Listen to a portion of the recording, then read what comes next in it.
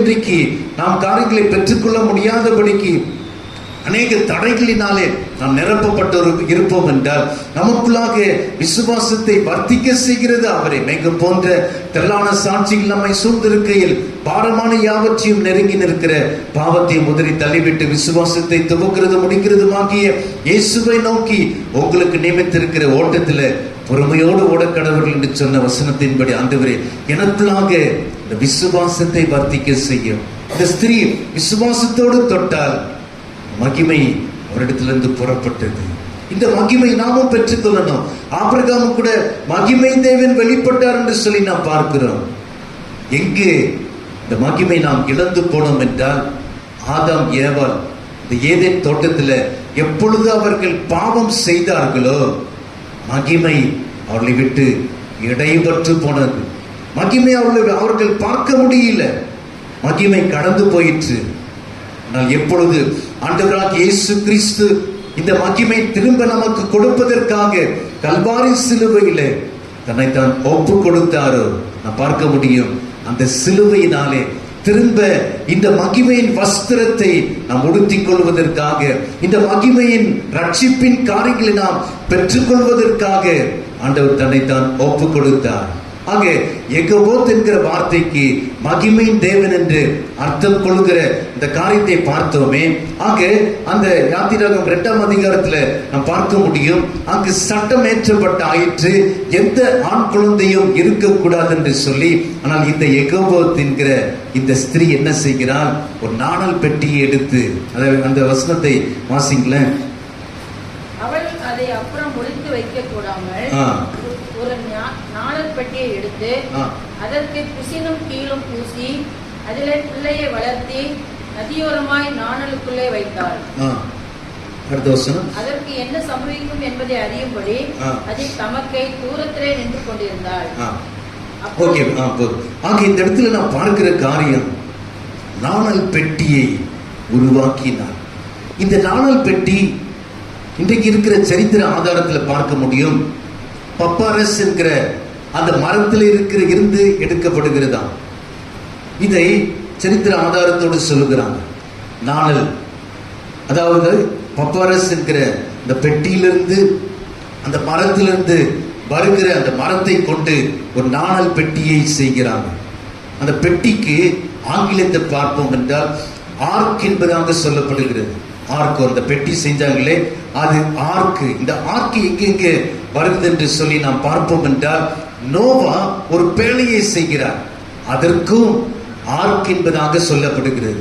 இந்த பேழை ஒரு பெரிய பேழை செய்து எல்லா ஜனங்கள் யாரார் இந்த ஆர்க்குள்ளாக அல்லது யாரார் இந்த நோவா செய்த பேழைக்குள்ளாக வரார்களோ அவர்கள் ரட்சிக்கப்படுகிறாங்க, அவர்கள் பாதுகாக்கப்படுகிறாங்க.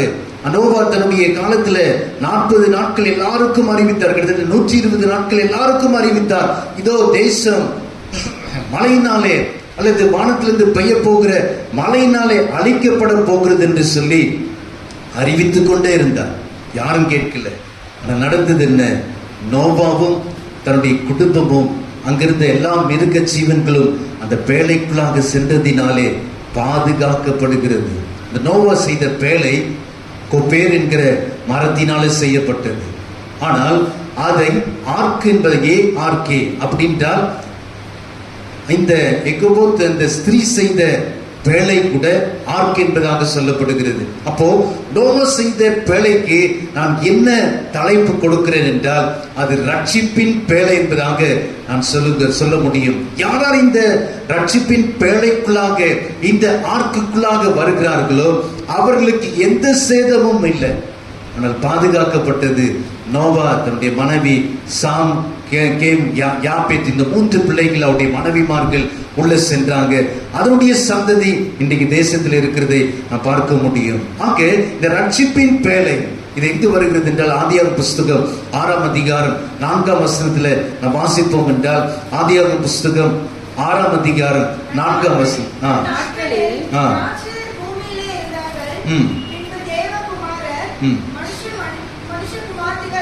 6ஆம் அதிகாரம் 4ஆம் வசனம்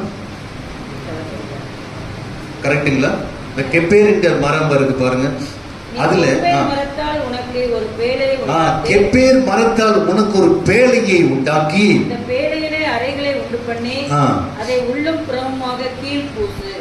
ஆக எப்படியாக இந்த நாணல் பெட்டிக்கும் உள்ளும் புறமாக இந்த மோசேயுடைய தாயாகிய கோபேத் ஒரு கீழ் பூசி அதை கடல்ல அந்த நைல் நதியில விடுகிறாங்களோ, அதே விதமாக நோவா செய்த அந்த ஆர்க்கும் கீழ் பூசப்பட்டது. அதை எதற்கு ஒப்பிட்டு சொல்ல முடிகிறது என்றால், ரட்சிப்பின் பேழை. இந்த ரட்சிப்பின் பேழைக்குள்ளாக நாம் ஒவ்வொருத்தரும் வரணும். ஒருவேளை இன்னும் இந்த மகிமை இழந்தவர்களாக, கர்த்தருடைய மகிமையை நாம் காண முடியாதபடிக்கு அநேக விதத்துல பாவம் என்கிற அழுக்கினால நாம் இருப்போம் என்றால், இயேசுவின் ரத்தம் சகல பாவங்களை கழுவி சுத்திகரிக்கிறதாக இருக்கிறது. ஆக அந்த சுத்திகரிப்புக்குள்ளாக நாம் வருவோம் என்றால், இந்த பேழை நமக்கு உண்மையான பாதுகாப்பை கொடுக்கிறது. நம்முடைய வருங்காலத்தை கட்டக்கூடிய பேழையாக அது மாறுகிறது. ஆக எப்படியாக இதற்கு கீழ் பூசப்பட்டதோ, அந்த ரட்சிப்பின் பேழைக்குள்ளாக நாம் வரும் பொழுது உண்மையாக நமக்கு பாதுகாப்பை ஆண்டவர் கொடுக்கிறார். இரண்டாவது, இந்த நாணல் பெட்டியாகிய இந்த மோசேயுடைய தாய் செய்த பெட்டியும் கீழ் பூசப்பட்டிருக்கிறது. அதையும் வாசிங்களேன். 2ஆம் அதிகாரம் 3ஆம் வசனத்துல வாசிக்கிறோம். அவள் அதை அப்புறம் உடைத்து வைக்க கூடாமல் ஒரு நாணல் பெட்டியை எடுத்து அதற்கு பிசினும் கீழும் பூசி அதிலே பிள்ளையை வளர்த்தி நதியோரமாய் நாணலுக்குள்ளே வைத்தாள். ஆக நடக்கிறது என்னன்னு சொல்லி பார்ப்பதற்காக தன்னுடைய மோசேயுடைய அக்கா மிரியாம் காத்து கொண்டிருந்தார். ஆக அதையும் ஆர்க் என்பதாக சொல்லப்படுகிறது. ஆக கர்த்தர் கொடுக்கிற ரட்சிப்பின் பேழைக்குள்ளாக நாம் வந்துட்டு, இரண்டாவது இந்த நாணல் பெட்டி எப்படியாக பப்பாரஸ் என்கிற அந்த மரத்தில் செய்யப்பட்டதோ, அன்றைக்கு கர்த்தருடைய வார்த்தை கூட இந்த பப்பாரஸ் என்கிற மரத்திலே எழுதினார்கள். ஏசாயாவின் சுருள் என்பதாக சொல்லப்படும். ஆண்டவராக இயேசு கிறிஸ்து கூட இந்த கூடாரங்கள் அல்லது அந்த நாட்டில் இருந்த சபைகளிலே ஒரு முறை வாசிப்பார், இது சுருள் எழுதப்பட்டது. அந்த விதமாக இந்த நாணல் பெட்டியை நான் எதற்கு ஒப்பிட்டு சொல்கிறேன் என்றால், கர்த்தருடைய வார்த்தை என்கிற பெட்டிக்குள்ளாக நாம் ஒவ்வொருத்தரும் காணப்படணும். கர்த்தருடைய வார்த்தை நம்முடைய இருதயம் என்கிற பலகைக்குள்ளாக நாம் எழுதி கொள்ளணும். அதற்காகத்தான் மனப்பாடம் செய்யுங்க. அட்லீஸ்ட் ஒரு நாளைக்கு ஒரு வசனத்தையாவது நம்முடைய இருதயம் என்கிற பலகைக்குள்ளாக எழுதி கொள்வோம் என்றால் பாவம் நம்மை அணுகாது. முதலாவது நோவா செய்த இந்த பேழைக்குள்ளாக, ரட்சிப்பின் பேழைக்குள்ளாக வந்த பிறகு பாவம் நம்மை மேற்கொள்ளாமல் நாம் செய்ய வேண்டும் என்றால், இரண்டாவது பேழையாகிய இந்த ஆர்க்கு, நாணல் பெட்டியினாலே செய்த இந்த ஆர்க்கு, அது கர்த்தருடைய வார்த்தையினாலே நாம் மூடப்பட வேண்டும். அதில் கூட தேவனுடைய மகிமை வெளிப்பட்டது.